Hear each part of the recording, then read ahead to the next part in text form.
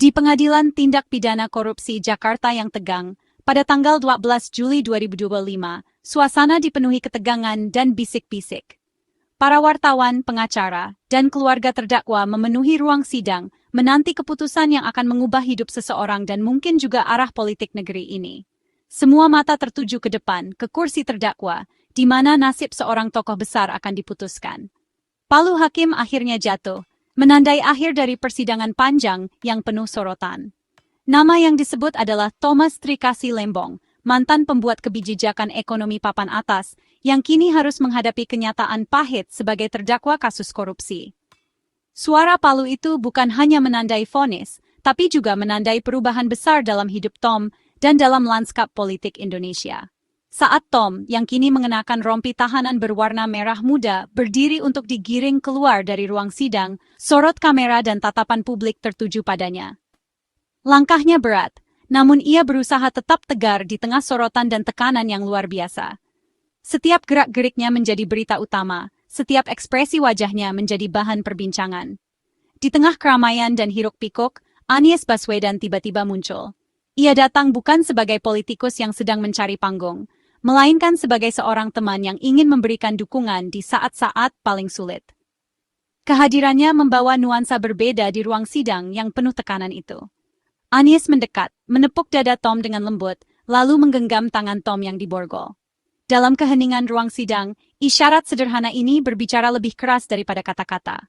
Sebuah solidaritas yang tulus, yang melampaui batasan politik dan status sosial.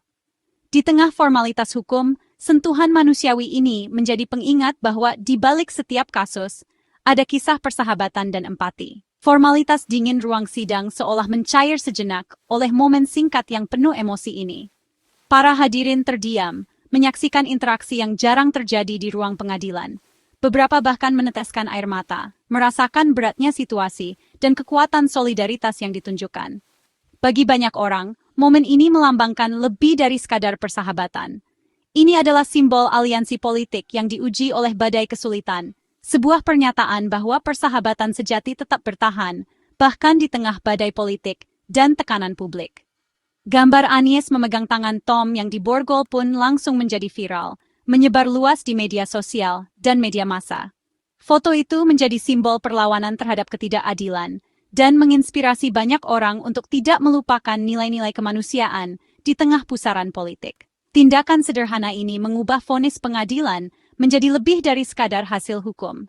Ia menjadi babak baru dalam saga politik Indonesia yang terus bergulir, menandai bahwa di balik setiap drama politik, selalu ada kisah manusia yang menyentuh hati. Untuk memahami bobot momen itu, Anda harus mengenal Tom Lembong, seorang ekonom lulusan Harvard, mantan Menteri Perdagangan, dan arsitek kunci kebijakan investasi Indonesia. Dulunya orang dalam kepercayaan Presiden Jokowi, Tom kemudian menjadi kritikus tajam kebijakan pemerintah. Pada tahun 2023, ia bergabung dengan kampanye Presiden Anies Baswedan sebagai ahli strategi utama, menempatkannya dalam oposisi langsung terhadap koalisi yang berkuasa. Penangkapannya pada akhir 2024, tak lama setelah pelantikan Prabowo, secara luas dianggap bermotif politik. Perjalanan Tom dari teknokrat menjadi pemimpin oposisi menyiapkan panggung untuk pertempuran hukum yang menyusul.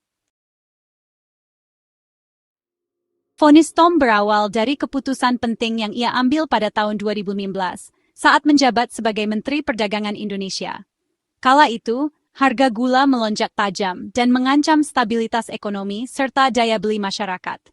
Untuk mengatasi krisis ini, Tom memutuskan mengimpor 105.000 ton gula, sebuah langkah yang ia yakini sangat penting demi menstabilkan harga dan memastikan kebutuhan pokok tetap terjangkau bagi rakyat. Kebijakan ini diambil di tengah tekanan besar, dengan harapan bisa melindungi jutaan keluarga dari lonjakan harga pangan. Namun, jaksa menuduh Tom melanggar aturan lama, yakni keputusan tahun 2004, dengan memberikan izin impor kepada perusahaan swasta. Menurut jaksa, tindakan ini menyebabkan kerugian negara hampir 195 miliar rupiah. Mereka menyoroti proses pemberian izin yang dianggap tidak sesuai prosedur, serta dugaan adanya keuntungan tidak wajar bagi pihak swasta. Tuduhan ini menimbulkan perdebatan sengit di ruang sidang dan di tengah masyarakat. Penyelidikan terhadap kasus ini baru dimulai pada Oktober 2023, 8 tahun setelah kebijakan itu dijalankan. Menariknya, penyelidikan dimulai tepat ketika Tom Lembong bergabung dengan tim kampanye Anies Baswedan untuk pemilihan presiden. Banyak yang bertanya-tanya, apakah waktu penyelidikan ini kebetulan atau ada motif politik di baliknya? Dalam pembelaannya, Tom menegaskan bahwa ia bertindak atas perintah presiden dan demi kepentingan publik, bukan untuk keuntungan pribadi atau kelompok tertentu. Ia menyoroti bahwa kebijakan impor gula tersebut bertujuan menjaga kesejahteraan masyarakat luas, terutama kelompok rentan yang paling terdampak kenaikan harga. Kini, kasus ini menjadi ajang perdebatan nasional. Apakah ini benar-benar kesalahan kebijakan yang bisa terjadi dalam pemerintahan, atau justru sebuah kejahatan yang harus dihukum? Pertanyaan ini semakin tajam di tengah persaingan politik yang memanas menjelang pemilu, di mana setiap langkah pejabat publik menjadi sorotan. Apapun putusan akhirnya, jawabannya akan membawa dampak besar, tidak hanya bagi Tom Lembong, tapi juga bagi masa depan kebijakan publik dan kepercayaan masyarakat terhadap sistem hukum di Indonesia. Di ruang sidang yang penuh ketegangan, pengadilan akhirnya menyatakan Tom bersalah atas tuduhan korupsi.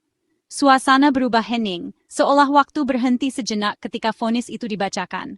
Semua mata tertuju pada Tom, yang berusaha tetap tegar di tengah sorotan publik dan tekanan luar biasa. Hakim menjatuhkan hukuman 4,5 tahun penjara dan denda yang sangat besar, menandai titik balik dalam hidup Tom. Dentuman palu hakim menggema, menandai dimulainya babak baru yang berat baginya dan keluarganya. Meskipun hukuman ini lebih ringan dari tuntutan jaksa, keputusan tersebut tetap mengejutkan banyak pihak, terutama para pendukung Tom yang telah berharap keadilan akan berpihak padanya. Beberapa menangis, yang lain hanya terdiam, tak percaya dengan kenyataan yang terjadi. Para hakim menegaskan bahwa Tom memang tidak mendapatkan keuntungan pribadi dari tindakannya. Namun mereka menilai pelanggaran hukum tetap harus diberi sanksi tegas demi menjaga integritas sistem peradilan. Tim hukum Tom segera bereaksi, bersumpah untuk mengajukan banding atas putusan ini. Mereka menegaskan bahwa proses hukum belum selesai, dan mereka akan berjuang sampai titik darah penghabisan demi membuktikan kebenaran. Para pengacara juga memperingatkan bahwa mengkriminalkan keputusan kebijakan bisa menjadi preseden berbahaya yang dapat membuat pejabat publik ragu mengambil keputusan penting di masa depan karena takut dikriminalisasi. Saat Tom digiring keluar dari ruang sidang dengan tangan terborgol, wajahnya mencerminkan beban berat yang kini harus ia pikul. Bagi Tom, ini bukan sekadar hukuman, melainkan awal dari perjalanan panjang yang penuh tantangan dan pengorbanan pribadi. Di luar gedung pengadilan, kasus ini memicu perdebatan nasional tentang keadilan, transparansi, dan masa depan sistem hukum di negeri ini. Banyak yang bertanya-tanya, apakah keadilan benar-benar telah ditegakkan? Perjuangan hukum Tom masih jauh dari selesai. Tim pembelanya mulai menyiapkan dokumen banding, meneliti setiap celah hukum yang bisa dimanfaatkan. Satu hal yang pasti, taruhannya kini jauh lebih tinggi dari sebelumnya, bukan hanya bagi Tom, tapi juga bagi sistem hukum itu sendiri. Jatuhnya palu hakim hari ini bukan hanya menandai akhir sebuah persidangan, tetapi juga awal dari babak baru yang penuh pertanyaan, harapan, dan perjuangan untuk keadilan yang sesungguhnya. Setelah vonis, Anies Baswedan tiba, menerobos kerumunan untuk mencapai Tom. Dalam sebuah tampilan kesetiaan yang langka, Anies menepuk dada Tom dan menggenggam tangannya, sebuah janji dukungan yang hening. Kamera berkedip, menangkap momen yang melampaui politik.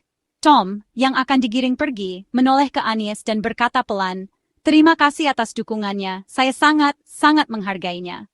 Pertukaran singkat ini berbicara banyak tentang ikatan mereka dan biaya pribadi dari pertempuran politik. Kehadiran Anies adalah pilihan yang disengaja, sebuah sikap publik yang bergema bagi banyak orang. Adegan itu menjadi simbol abadi solidaritas dalam kesulitan. Vonis Tom segera menimbulkan kecurigaan motif politik. Mengapa kebijakan tahun 2015 tiba-tiba diselidiki pada akhir 2023, tepat ketika Tom bergabung dengan kampanye oposisi?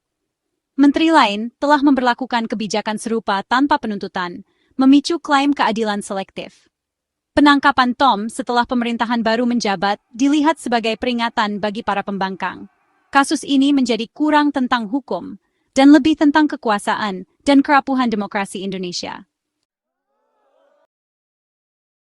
Vonis itu memicu protes dari tokoh masyarakat seperti Mahfud MD yang mempertanyakan penuntutan selektif. Kelompok masyarakat sipil memperingatkan bahwa mengkriminalkan keputusan kebijakan dapat melumpuhkan pemerintahan. Investor khawatir tentang kepastian hukum, takut kasus ini menandakan risiko politik. Di media sosial, pendukung Tom menyebut vonis itu ketidakadilan besar, sementara pendukung pemerintah memujinya sebagai penegakan hukum. Kasus ini memperdalam polarisasi politik, menjadi front baru dalam perpecahan ideologis Indonesia. Bagi banyak orang, nasib Tom adalah ujian komitmen bangsa terhadap keadilan. Debat berkecamuk jauh melampaui ruang sidang. Anies Baswedan menanggapi vonis dengan pernyataan kuat, menyebut proses itu penuh penyimpangan dan ancaman bagi demokrasi. Ia memperingatkan bahwa jika seseorang dengan integritas Tom bisa dihukum, tidak ada warga negara yang aman. Anies berpendapat bahwa mempersenjatai hukum terhadap kritikus mengikis otoritas moralnya. Pesannya jelas, demokrasi Indonesia tetap rapuh, dan perjuangan untuk keadilan masih jauh dari selesai. Ia mendesak warga negara untuk tetap waspada dan menuntut akuntabilitas. Dalam membela Tom, Anies menegaskan kembali perannya sebagai penjaga prinsip-prinsip demokrasi. Kasus Tom kini menjadi simbol perjuangan Indonesia untuk keadilan dan supremasi hukum. Proses banding terus berlanjut, tetapi ceritanya telah menjadi lebih besar dari satu orang. Tindakan solidaritas Anies menyoroti kekuatan kesetiaan dalam menghadapi kesulitan. Publik dibiarkan bertanya, apakah keadilan akan melayani yang berkuasa atau melindungi semua secara setara? Tuntutan untuk peradilan yang tidak memihak semakin keras karena kasus Tom mengkristalkan harapan untuk reformasi hukum sejati. Pada akhirnya, perjalanan untuk keadilan terus berlanjut, didorong oleh solidaritas, ketahanan, dan keyakinan bahwa semangat manusia dapat bertahan bahkan dalam vonis terberat.